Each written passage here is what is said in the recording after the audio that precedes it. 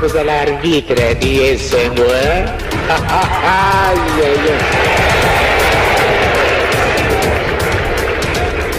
Yo mundo mwindo zakuluba odi ngumba batu mwindo yo moko mwindo okukada wapi Bande Konangai ba Congolais pour terminer la première partie de l'émission. Dans un pays, lorsque le peuple n'est plus en mesure de défendre ses droits et ses intérêts, ce peuple-là est mûr pour l'esclavagisme.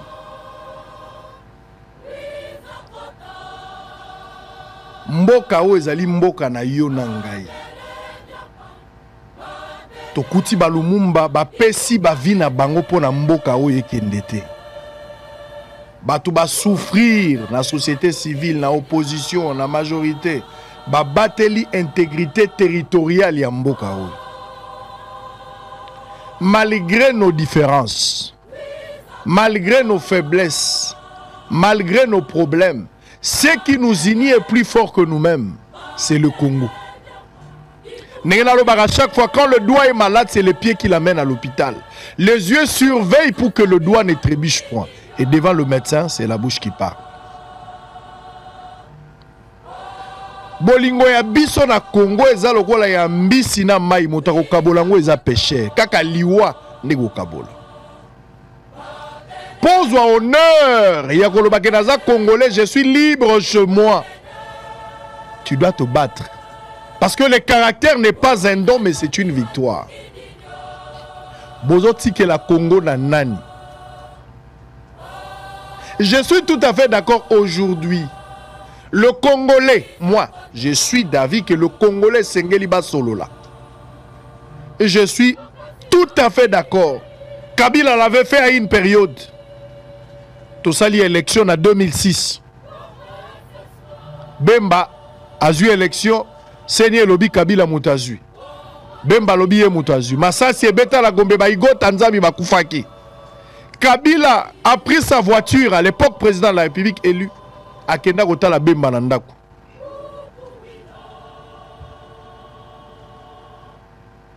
Bande Konangai. Le chef de l'État peut parler avec tout le monde sans que beaucoup ait formé, il y a des prêtres, mais d'abord la unité. Est-ce que Tshisekedi aujourd'hui ne peut pas parler avec Fayoulou? C'est quoi le problème? Qui nous a ensorcelés? Est-ce qu'aujourd'hui le président Tshisekedi ne peut pas parler avec Fayoulou? Pourquoi il ne peut pas parler avec Kabila? Je vous avais déjà dit, c'est ma position. Je vous avais déjà dit que Kabila a géré ce pays. Il a été dans la formule de 4+1. Il a géré ce pays. Il a rencontré des problèmes avec le CNDP, pardon. Il a rencontré des problèmes, il y a M23.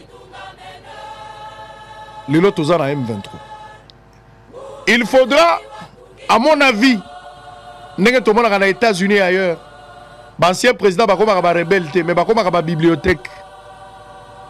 On peut continuer la succession. Parce que on va servir na poteau d'attache pour des leçons, pour l'expérience, pour partager, pour contribuer à leur intelligence par rapport à Makam. Cette histoire de s'accuser.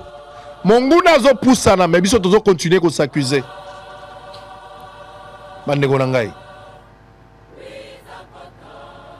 Biloko wana nyoso ya bakatumbi bazam ici. Est-ce qu'on peut pas appeler les katumbi? Tant que nous avons biloko ba formule té. To katana no ba procédure à milai. Dialogue en interne. Fayoulou, Kabila, Moïse Katumbi, Jean-Pierre Bemba. Ngaïpe bien sûr parce que je représente une opinion. Je peux participer aussi. Nous on ne viendra pas pour l'argent. Nous viendrons seulement pour la patrie. S'il faut dire quelque chose. Même médiation on a besoin de ko sala. Faut pas médiation ou taka libanda. Pourquoi ne pas parler le même langage? Congo ezaka moko. Na un dialogue en interne. Bisonyo sotokozala ba perdant. Je parle du Congolais. À moins qu'on à l'étranger. Si tu es Congolais, bisonyo sotokozala ba perdant.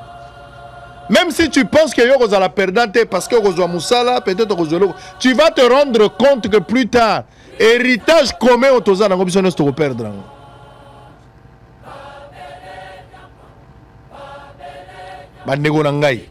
Il faut accepter de perdre la petite raison pour avoir la grande raison. Il ne faut pas Batouba gagner, mais c'est le Congo qui doit gagner. C'est le Congo qui doit gagner. Qu'on renversait pouvoir. Et ça, en 1997, Mobutu était parti. On connaît comment les choses ça se passe. Bana bayebi makambo ndengezalaka. Eza période de koleka. Même ceux qui va renverser pouvoir le pouvoir mususoye, pouvoir nyoso ezakana suka nango. Pouvoir éternel ezalakate. Mobutu avait 32 ans finalement, il est parti. Ça c'est pas ça la solution. Mais pour la Congo, est-ce que beaucoup comme ça la sagesse et à Salomon te. Bakata mwana lokolo te. Vomela monaka mwana n'est pas na yo. Est-ce que beaucoup qui n'ont pas sanganate? Botikana nous distraction. Les Congolais entre eux parler quand même face à face, se dire des vérités et arranger cette situation. Pour qu'à l'unité, botala sko munguna. Bisona nous toyokana. Total sko munguna. Munguna zozwa esika kokota na kopusana parce qu'entre nous il y a la division. Tout le monde veut avoir la raison. Personne ne veut abandonner sa raison. Personne ne veut accepter de perdre la petite raison pour sauver l'enfant. Sagesse à Salomon. Vaut bien la monaka moi n'est pas na yo, mais baboba moi na te. Est-ce que basi wana bakolo bana bazalia wate ba o bakondi manandimi nzala me Congo na monango. Vaut bien ngana perdre mais Congo et perdre te. Est-ce que batwana bazate? Tovandika abo chef de l'État na fayulu batelemi bazo solo. Tovandika abo Joseph Kabila na Tshisekedi lelo bazaro solo.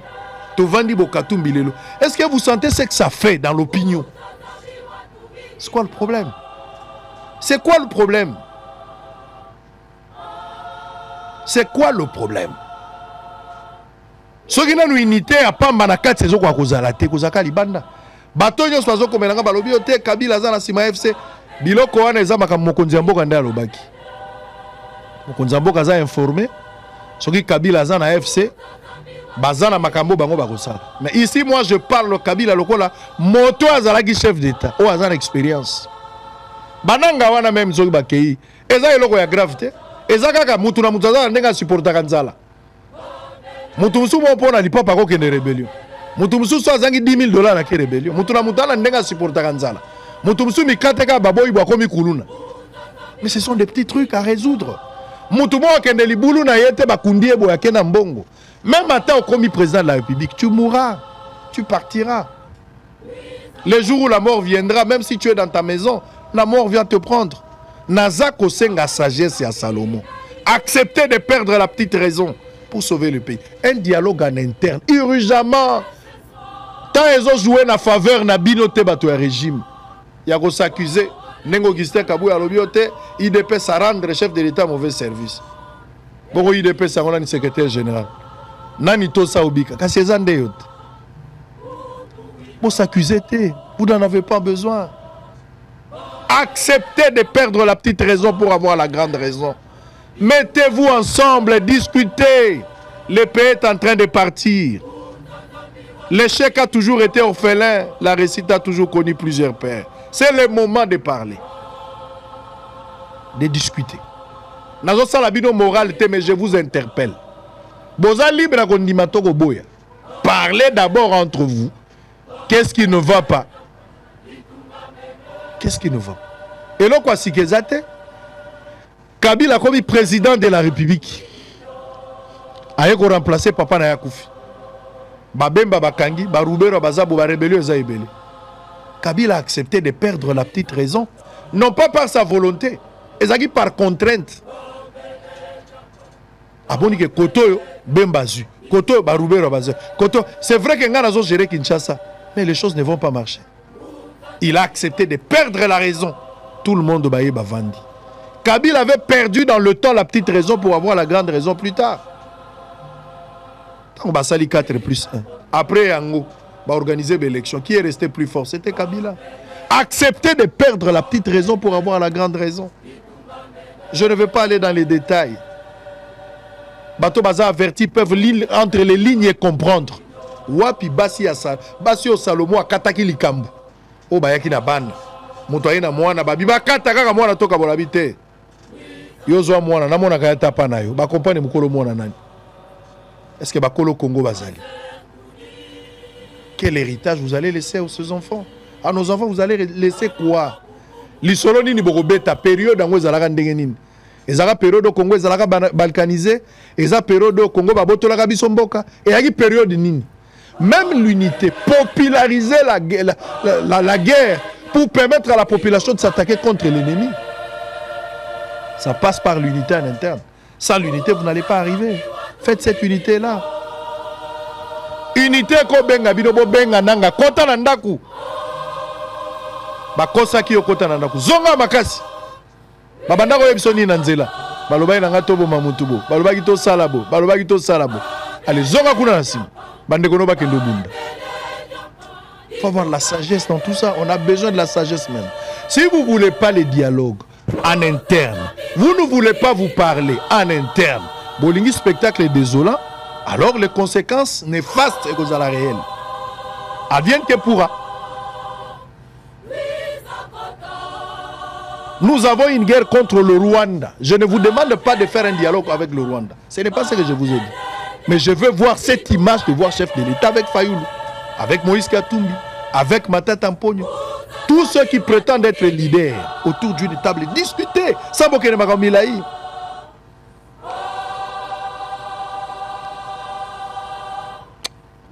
Le boko aluka adresse à Beki Mukolo likolo zora problème.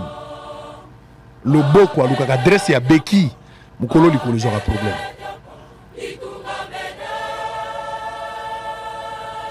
Tocha de combattre. Tozala na combat en interne, toza sous combat na libanda. Ya bitumbo kolonga te. Na kati toza na bitumba te. Mais libanda to kondi ma bitumba. Mais soki libanda to na bitumba na kati toza na bitumba, ya pas ko tolonga bitumba. Congolais. Congolais. Boza la génération oyo te bako kabola Congo. Boza la génération oyo te boko tika mauvais souvenir na ba génération. Ba pesa bino Congo ko kabwana te, bo kabola Congo te. Ba Congolais. Wapi basi ya Salomo oya kataki likambo akokoloba na ndimi etika lepa na bino mais na mone kendaka te. Est-ce que beaucoup qui ko perdre dans ba raison te? Est-ce que Matata Mponyo ne peut pas perdre ses raisons? Moïse Katumbi ne peut pas accepter de perdre la raison. Joseph Kabila ne peut pas accepter de perdre la raison. Est-ce que Jean-Pierre Bemba ne peut pas accepter de perdre sa raison? Monsieur le Président de la République, vous ne pouvez pas accepter de perdre votre raison? Monsieur Fayoulou, président de l'ECID, vous ne pouvez pas aussi perdre la raison. Se mettre autour d'une table, se regarder en face. Je vous ai donné cette sagesse. Cicatrice zonga pota mingi mingi bakatela ngo lokolo. Cicatrice ekozonga pota mingi mingi bakatela ngo lokolo. Mais le boko aluka adresse Beki Mukolo likolo zara problème. C'est le moment. C'est le moment de parler. C'est le moment de discuter. Quand on peut s'amuser mayele à prêter, c'est le moment. Moïse Katumbi rotika Congo nini? Congo divisé. Félix Tshisekedi rotika Congo nini? Congo divisé. Kabila rotika Congo nini? Congo divisé. Martin Fayoulou rotika Congo nini? Jean-Pierre Bemba. Fayoulou rotika Congo divisé. Bino ne supposant la raison, mais acceptez de perdre quand même la raison. Et mettez-vous ensemble. Mettez-vous ensemble. Ba prisonniers bomoni bazo mériter libération comme de Gualobi Bobisabango. Libérez Moukébaï, qu'il soit libre. Vous ne perdez rien. Laissez Moukébaï en liberté. Laissez Moukébaï en liberté. On a besoin de cette unité.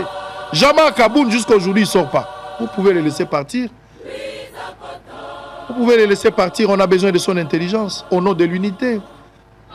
Sans que tous la président africain au sala dialogue ou sango, ça il peut sortir. Cette Kikouni est là.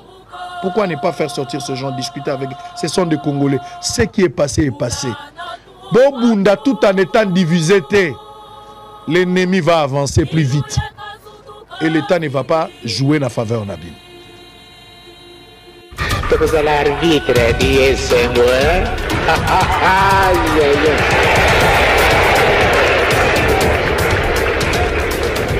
moto mwindo aza koloba oyo ndi ngumba ya bato mwindo oyo moko mwindo okokenda wapi ye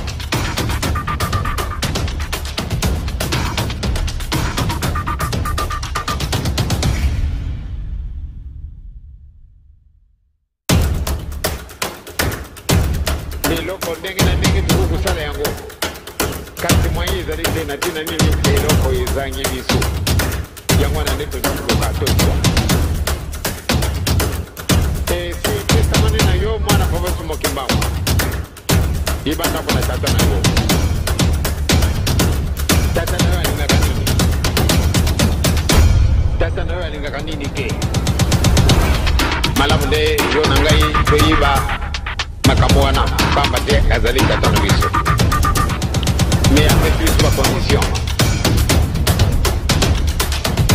boluka liboso bokontina likolo maso bakopesa mana biso likambo yango ezali monene ezali tellement éloquent po ate toyiba volonté na tata na biso